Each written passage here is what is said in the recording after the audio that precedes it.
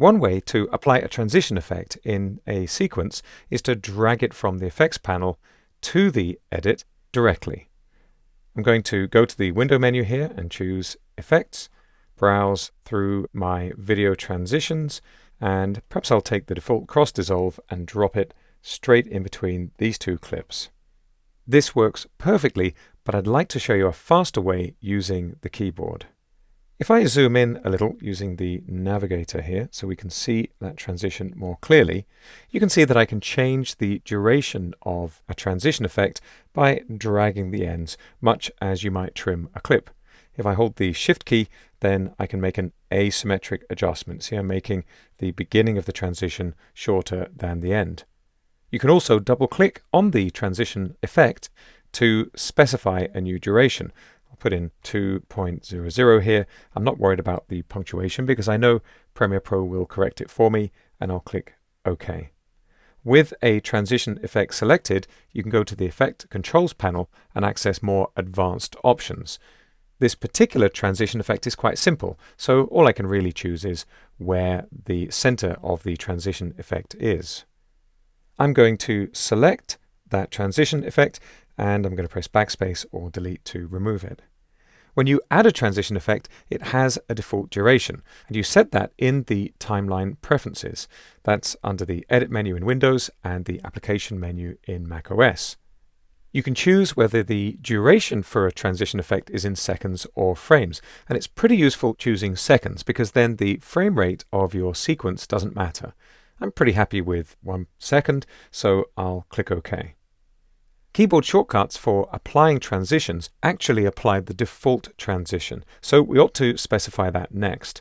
In my Effects panel, I think I'm going to choose something nice and visible. I'll go to the Iris Transition Effects, and I'll choose the Iris Diamond. To specify this as the default transition effect, right-click on it and choose Set Selected as Default Transition. It's just one option in that menu. Now we're ready to use the keyboard. I'll zoom back out a little on the timeline so we can see what's going on. And now I'm going to need to choose the clips that I want transition effects to be applied to. I'm going to marquee select all of these clips so you can see what happens. There are 3 keyboard shortcuts to add a transition effect to video, audio, or both. And let's check out how they work. First, if I press Shift and D for default, you can see every clip, whether it's video or audio, gets a transition effect, including the ends of those clips. I'll just undo with Control Z here in Windows. That'll be Command Z on macOS. Command D or Control D adds a transition effect just to video clips. Again, I'll undo. And Shift Command D or Shift Control D will add transition effects only to audio clips.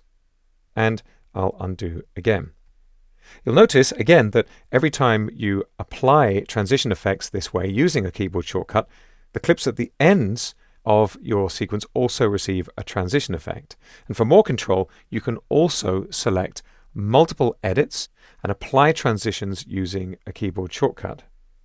To do this, I'm going to deselect by clicking on the background of the timeline panel or indeed pressing the Escape key.